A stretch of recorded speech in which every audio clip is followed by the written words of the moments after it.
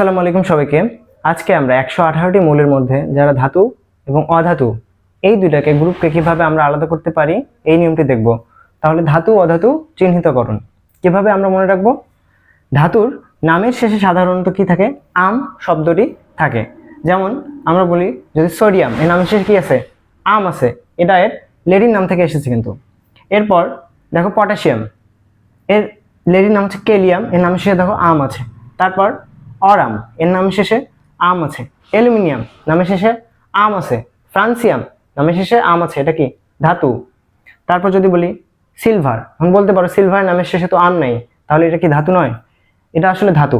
এটা এর লেটিন নাম থেকে আসছে, যার নাম হচ্ছে আর্জেন্টাম। দেখো এর নামের শেষে আম আছে, তার মানে এটা একটা ধাতু। তারপর দেখো হিলিয়াম, এর নামের শেষে আম আছে।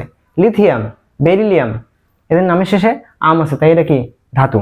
এরপর অধাতু নামের ক্ষেত্রে দেখো কার্বন, অক্সিজেন, তারপর সালফার, ক্লোরিন, এর নামের শেষে কিন্তু আম নেই, সুতরাং এটা কি নয়? ধাতু নয়, অধাতু।